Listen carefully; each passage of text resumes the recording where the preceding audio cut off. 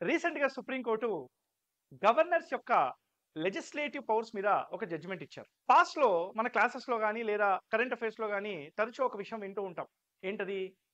Independent character of judiciary అని చెప్పేసి. అంటే న్యాయ వ్యవస్థ చేసే పనులలో లెజిస్లేచర్ గాని, ఎగ్జిక్యూటివ్ గాని ఎవరు ఎంక్రోచ్ అవ్వకూడదు అని. ఈ కేస్ విన్నాక నాకు డౌట్ ఏమొచ్చిందంటే, ఫ్యూచర్‌లో ఇండిపెండెంట్ క్యారెక్టర్ ఆఫ్ లెజిస్లేచర్ గురించి టాపిక్ వస్తుందేమో. అసలు ఈ బ్యాక్‌గ్రౌండ్ ఏంటి? ఒకసారి చూడండి.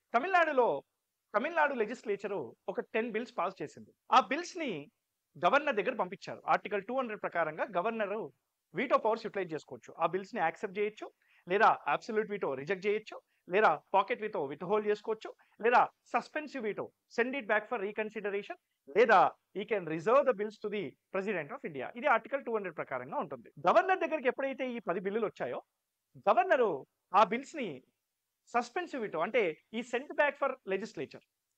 ఒక్కసారి లెజిస్లేచర్ మళ్ళీ దాన్ని రిప్రజెంట్ చేసి పాస్ చేశాక గవర్నర్ దగ్గరకొచ్చాయి. మరి గవర్నర్ ఏం చేయాలి? ఈ హాస్ టు యాక్సెప్ట్ ఓన్లీ కదా! అలా చేయలేదు. He has reserved all those 10 bills to the president of India. ఒక స్టేట్ లెజిస్లేచర్ బిల్ పైన ప్రెసిడెంట్‌కి ఏం అధికారాలు ఉంటాయని చెప్పేసి ఆర్టికల్ 201 చెప్తుంది. అది పక్కన పెట్టేద్దాం. మరి ఇక్కడ క్వెషన్ మార్క్ ఏంటి? ఇలా గవర్నర్ చేయవచ్చా? అని తమిళనాడు స్టేట్ గవర్నమెంట్ సుప్రీం కోర్ట్‌కెళ్ళింది. సుప్రీం కోర్ట్‌కెళ్ళినప్పుడు సుప్రీం కోర్ట్ ఏం చెప్పిందంటే 100% అన్‌కాన్స్టిట్యూషనల్ అని చెప్పింది. గవర్నర్‌కి బిల్స్ పైన డిస్క్రిషనరీ పవర్స్ ఉండవు.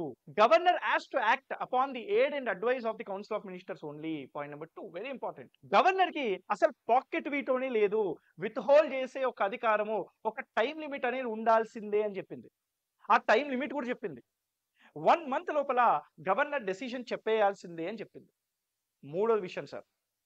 ఒక రీకన్సిడర్డ్ బిల్లు మళ్ళీ గవర్నర్ దగ్గరకొస్తే, ఆ బిల్లు పైన 1 మంత్ లోపల ఏదో డెసిషన్ చెప్పాలి తప్ప యాక్సెప్ట్ చేయాలి. నిజం చెప్పాలంటే యాక్సెప్ట్ చేయాలి తప్ప, అలాంటి బిల్స్ ప్రెసిడెంట్ దగ్గరికి పంపివ్వకూడదు అని చెప్పింది. Landmark case sir. Landmark judgement. Governor ఒక్క రోల్ అనేది ఎప్పుడు న్యూస్‌లో ఉంటుంది. It is a serious time for the constitutional change.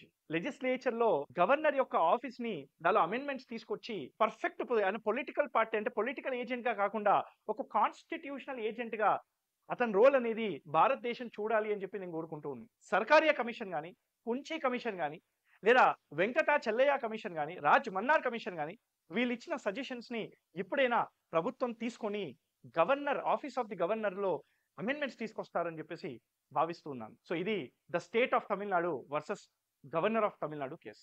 Thank you very much. జై హింద్.